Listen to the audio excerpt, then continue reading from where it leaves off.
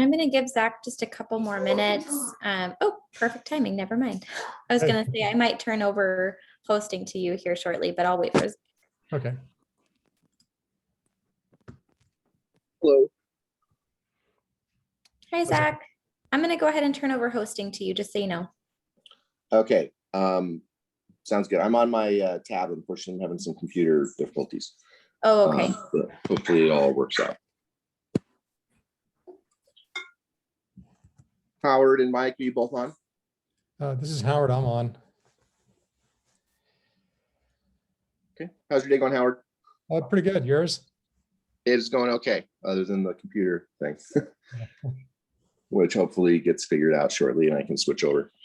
Well, hopefully Mike jumps in the next minute or two here, and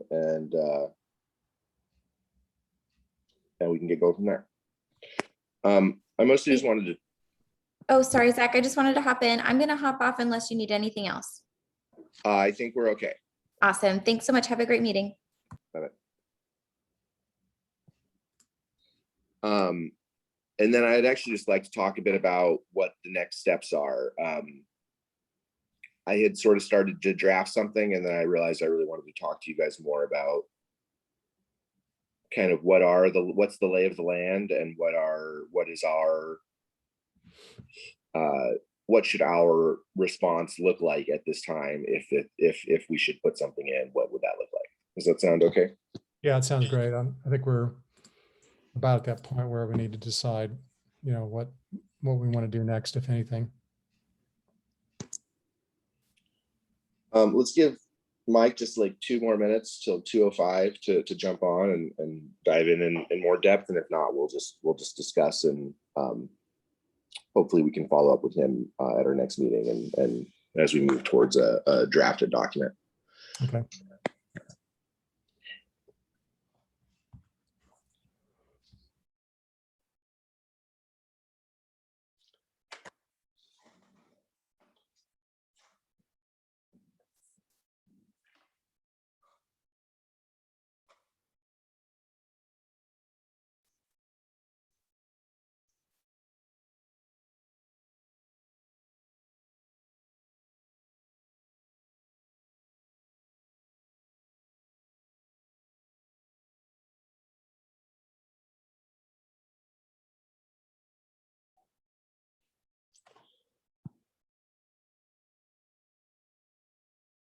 I was going to try and shoot him a text, but I don't appear to have his number.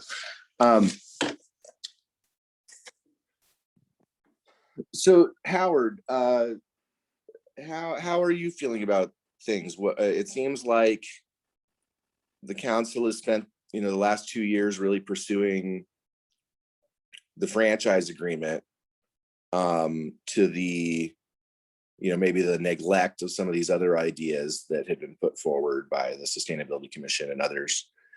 And according to the data we saw from Ethan, unfortunately, that policy was not going to result in a whole a large amount of greenhouse gas reductions. And so I think the part of what's kind of weird right now is that everything is very dynamic, and I think council's still trying to figure out how they want to move forward now, now that the franchise is sort of likely to expire. Yeah, so that's kind of my kind of reading overall of the situation. I'd like to know what your thoughts are on kind of where we are and where we might go from here.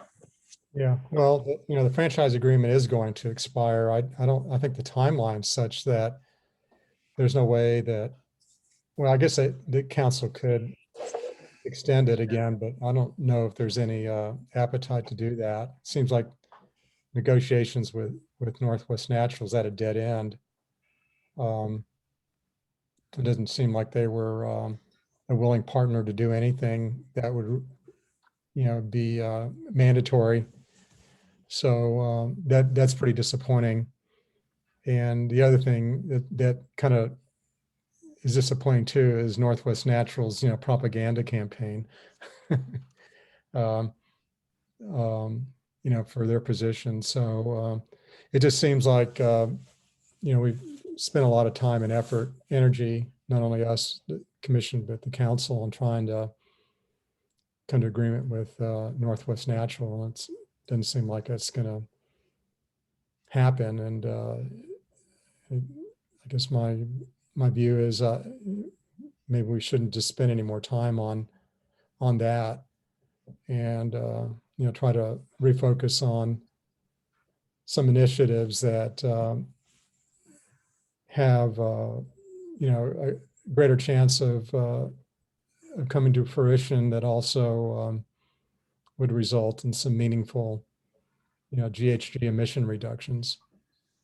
I don't mind pushing the envelope on stuff, on certain initiatives, but those are going to take more time. And so and I don't know if there's any, low hanging fruit available, but maybe there's some that's a little bit higher up in a tree that we could work on, that has a better chance of success. So I guess I'd like to maybe take a look at those and explore them, and see whether there's some opportunity there for the commission to get things moving on those.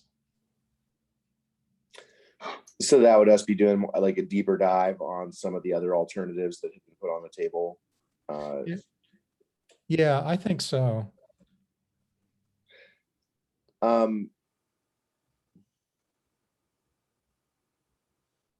Yeah, I mean, I think that's one way of going forward. I guess another would be, we had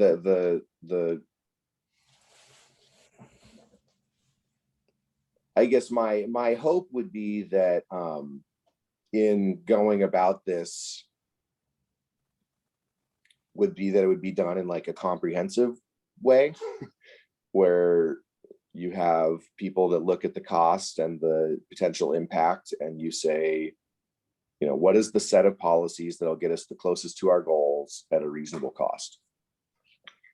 And that then they would be working on all of the things that could be at scale within that list.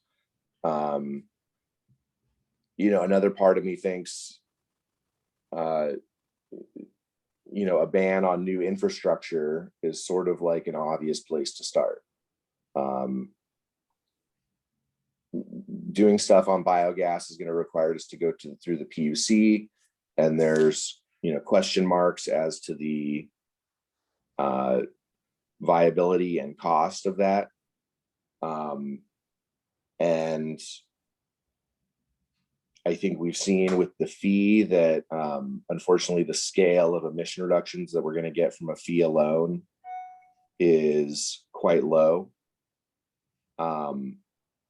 And so if the main game is town is electrification of buildings, it seems like that would be a sort of an obvious place to start, is with new buildings.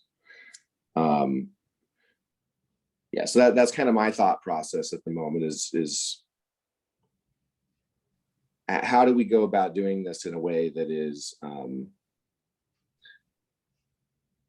I mean, my brain says, I'd like staff to do it in a comprehensive way, and then have council vote on like a suite of policies.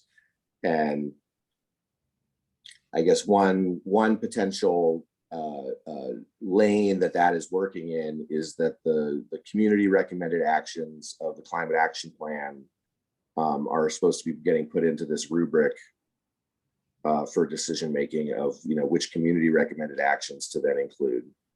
And basically all of these ideas are in that list also.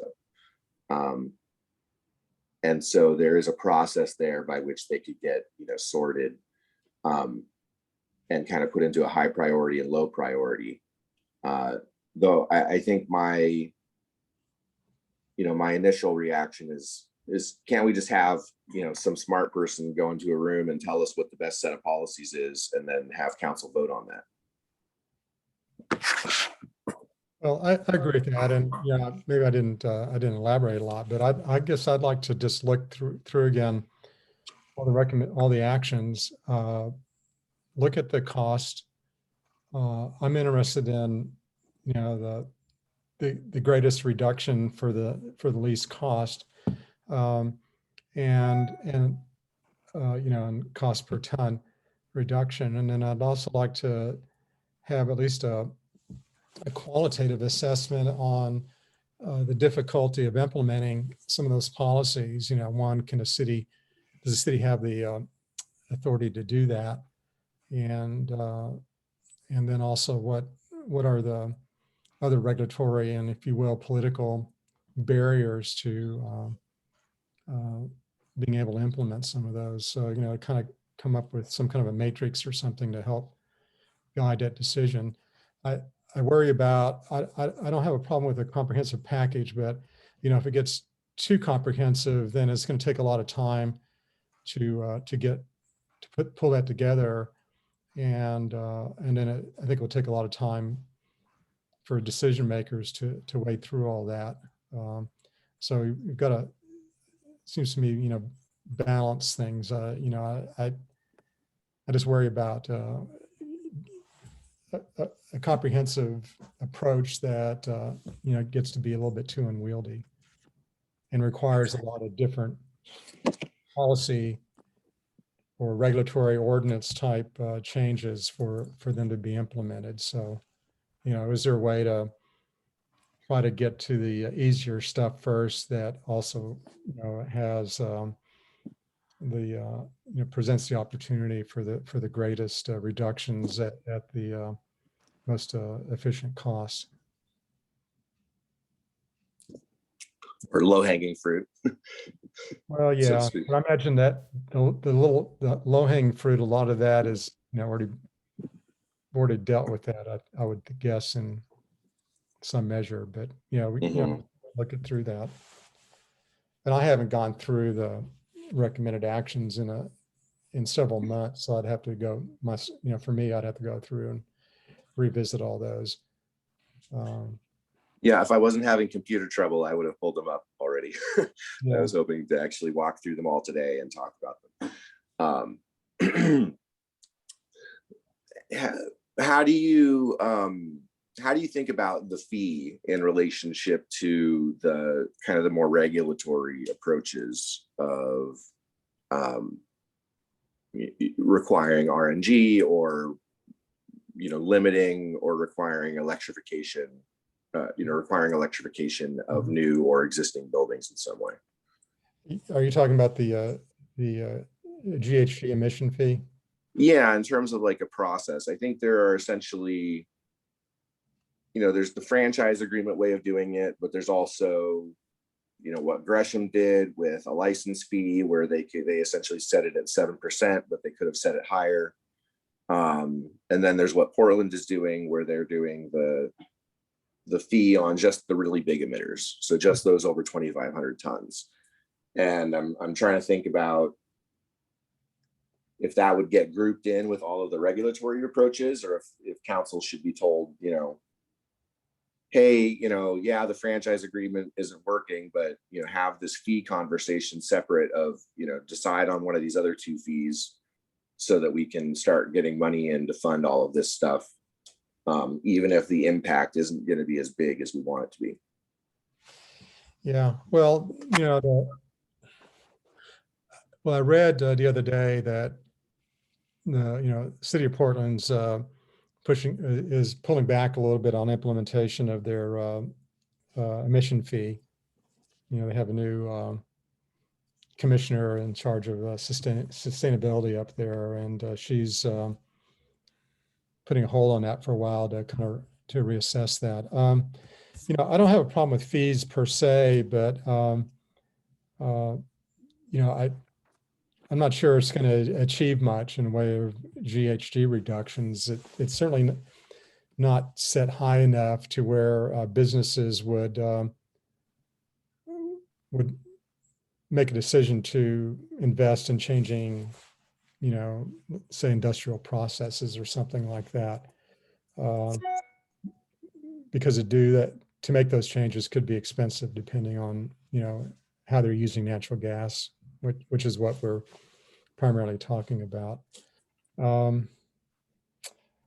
So I don't know. I'm kind of ambivalent right now on the fee, and you know that the city's would get a lot of pushback from the industries that would be required to pay that. You know, I don't know. I'm supportive of no new infrastructure as far as expansion of existing natural gas distribution system within the city. It seems like that's something that the city could do fairly easy, I guess. I would think. Well, and just in terms of impacts at low cost, I think it's, the one thing where, if you build electric, it'll actually save you money over the lifetime of the project at current prices. Well, it depends on what you're talking about. I mean, are you talking about residential, or are you talking about, commercial, industrial? I'm thinking about residential, and it's like if you're building new residential, putting in a high efficiency heat pump is going to be cheaper than adding, natural gas heating and cooling system, according to Rocky Mountain Institute and numbers that Matt McRae has sent around. Yeah.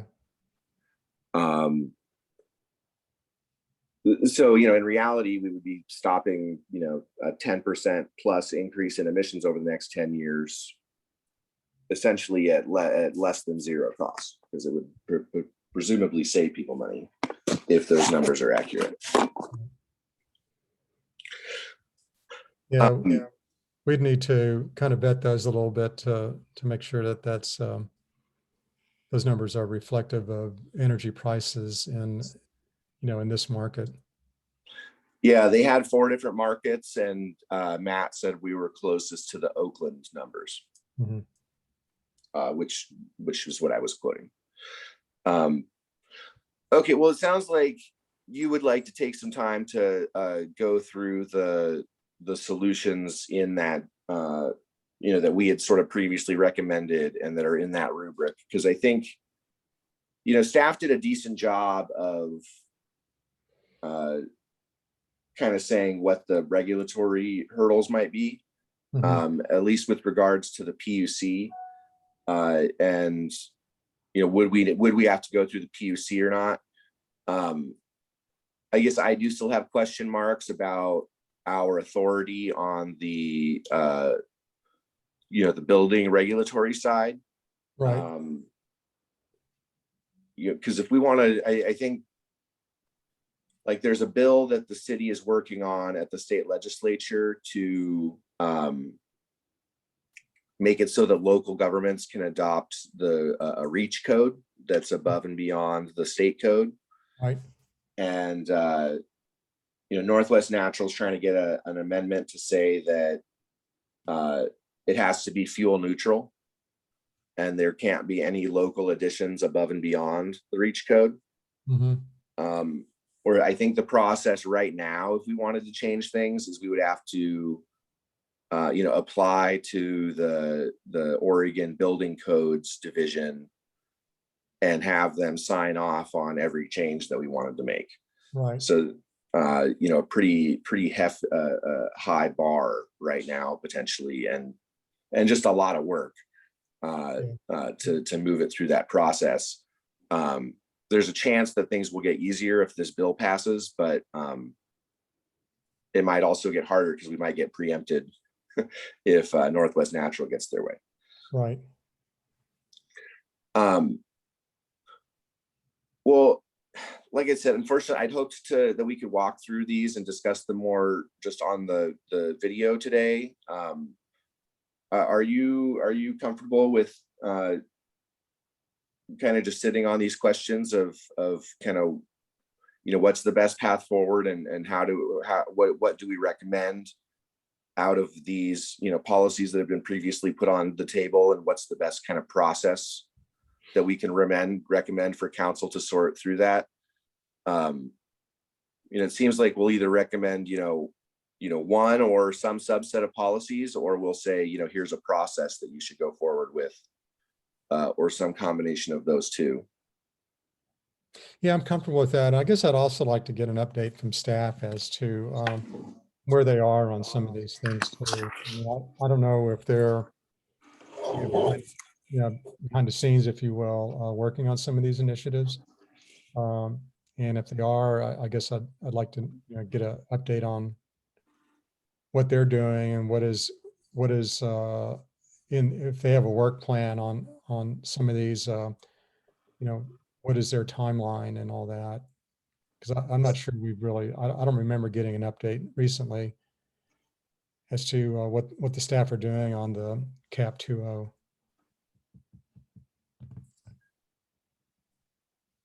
There might be some overlap. Um, well, I mean, so two things come to mind. So one is that the staff are supposed to be doing this review of the community recommended actions, but that I think started back in December, and we were looking at that being at least a year-long process, if Right. not a year and a half. So we're looking at December of this year at the earliest for that, unless it was, accelerated, the natural gas portion got accelerated, in some way. Right. And the only other piece that really comes to mind is, within the CAP 2.0, they had one of the bullet points of the building section was essentially to give council what the funding options were to fund efficiency improvements in the community. And so there might be some additional work going on with that was separate and distinct from the franchise negotiations, which I think was the main area where staff was expecting to get that money from. Right. As far as I know, there is not really any other work being done with regards to RNG requiring additional offsets or electrification Mhm. At a wide scale. I think what I've heard through through the grapevine is that that council is sort of really well. I think they just stated this in their last discussion of this, which was that they really want to work with eWeb much more closely on this issue. In some ways, many of them are afraid of getting out ahead of eWeb and getting told that what you're trying to do, is going to be very expensive or difficult for us. And so I think that they're planning on finally having some type of a joint meeting with eWeb again and the eWeb board, where there's hopefully going to be some type of collaboration between the two bodies on this stuff. But I guess point is, I don't think anybody actually knows exactly where we're going, including staff on that. I think everybody knows that nobody's happy with the franchise agreement and that there's a desire to work closer with eWeb. And I think that that's kind of where things are right now is kind of discussing what those discussions might look like. And, I think if there's a push to, so say, hey, do this regulatory thing, either one of them, or pursue this process. Or do this other fee thing. I think that, hopefully it will help inform the process, but it sounds like there's also an additional sort of set of conversations that they're looking to have before they really start to move forward in a significant way. Yeah. Well, I guess if I was city staff, this is would be all pretty overwhelming on what to do next, given limited resources that the city has of staff working on this. And so, maybe that's one area that we can talk about, process and things like that, and figure out, path forward. as I said, there's a lot of energy spent on trying to do a deal with Northwest Natural, and maybe a lot of other stuff has taken a little bit of a delay on working. So maybe that's one area. I mean, just a couple of observations. I just read more and more about renewable natural gas. It sounds great, but it's not the panacea. And maybe green hydrogen might happen in the future. That's certainly something should be pursued, but right now, it's not very cost competitive. And then philosophically, I have a concern about all the focus on agriculture, feedlot waste and all that, and encouraging confined animal feeding operations. It's just, Yeah. doesn't make a Well, lot and the of thing sense to is, me. And one other thing, just as kind of aside, I was reading in the Register Guard that so here's a thing that kind of bothered me a little bit. The airport has signed a deal where people flying out of Eugene can purchase offsets. And so they've contracted with this company to do that. And one of the points in the article was that this company doesn't have any offset projects in Oregon. right. And so it's like, well, why are we doing that? Right. And apparently there's been pushback to the fee we suggested, saying that apparently they couldn't collect a fee for us to spend on offsets locally, but they are able to set up this program where people can voluntarily buy the offsets. Yeah. But yeah, none of them are in Oregon. So yeah, I read that article as well. Yeah, the airport, just on a kind of a side tangent, they're working on some type of like a low carbon pathway for the airport. I was not able to get details on if that applied to their air emissions or just their on ground emissions, which is like a fraction of their air emissions. Yeah. I don't think we're going to be able to get them in before the end of the year, but I'm going to try. Hopefully, next year's commission will get a presentation from the airport on what they're doing there, and then as the CAP 2.0 process kind of comes back around with the community recommended actions, there's at least a couple in there around the airport. So hopefully, they'll get pushed to electrify somewhat. So do we? Oh, sorry. Go ahead.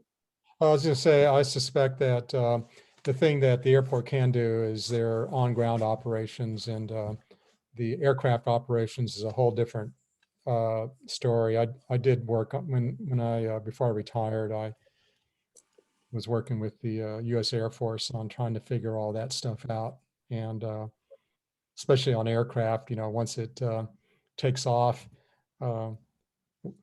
who's responsible for the emissions? Is it the airport, or is it where the plane lands, or in between, and all that? So.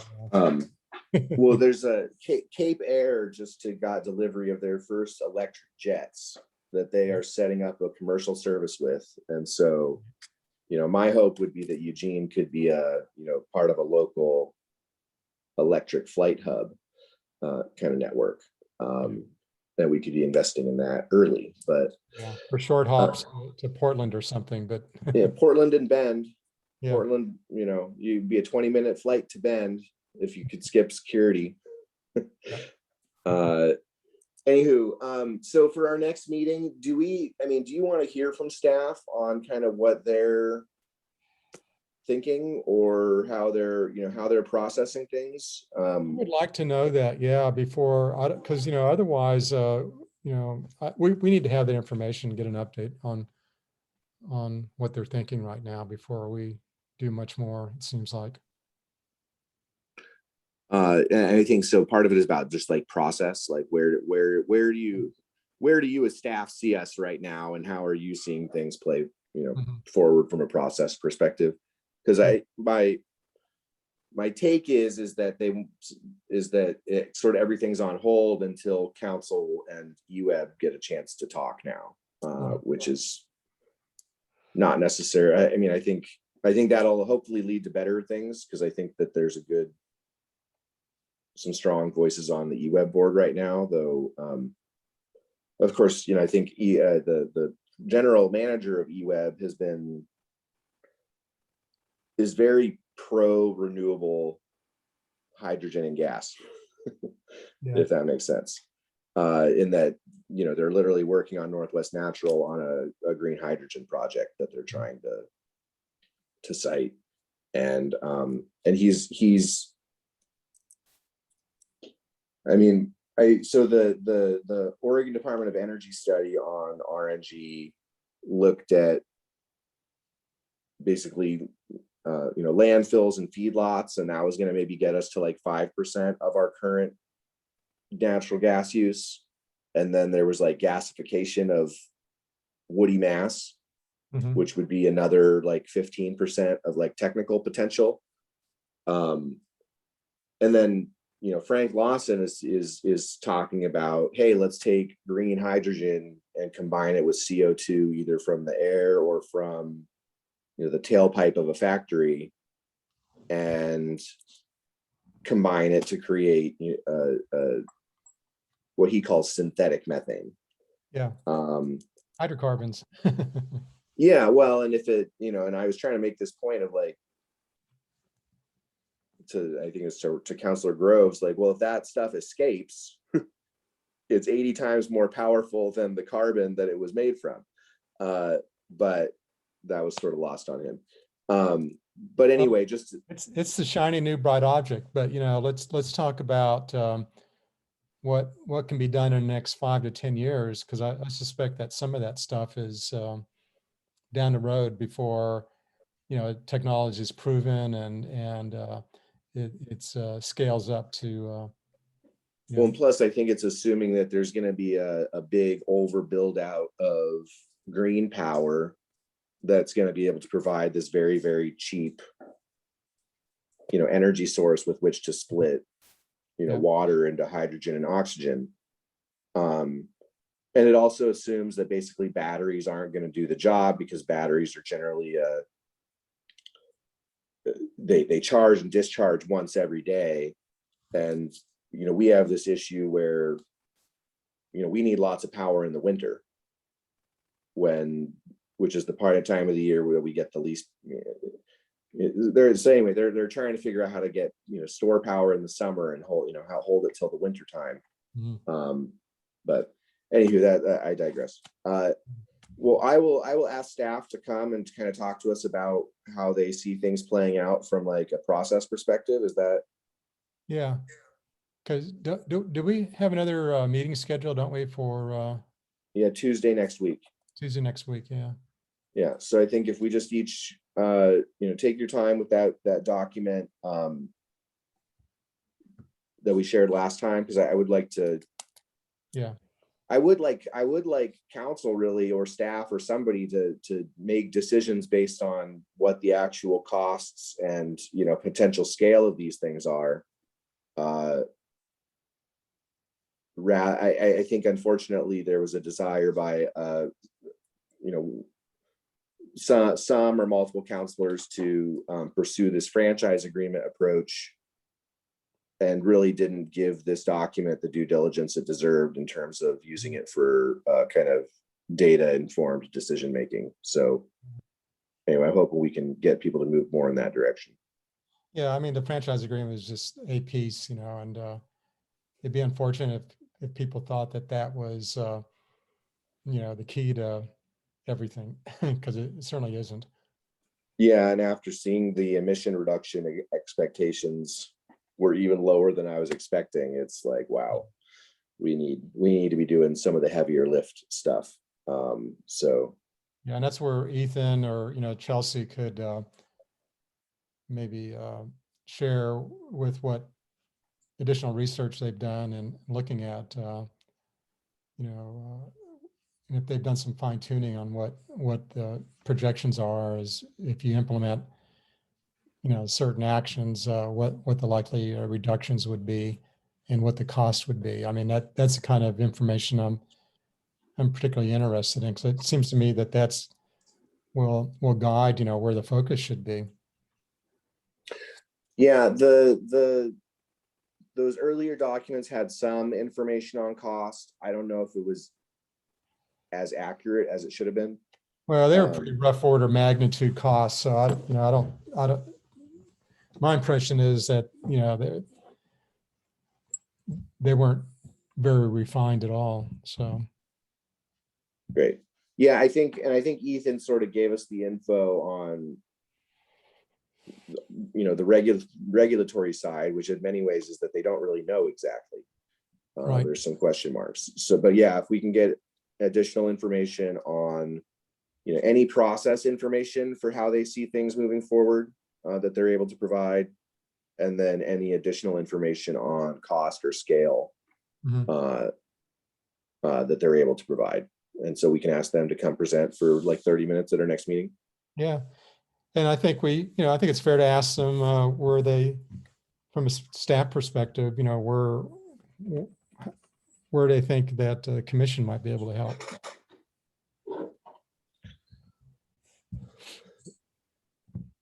Okay. All right. Thanks, Howard. I will talk to you next week. And Okay, thanks good for luck with the sorry computer. for the computer difficulties. We'll hopefully have a real good, strong meeting next week when we have video. Yeah.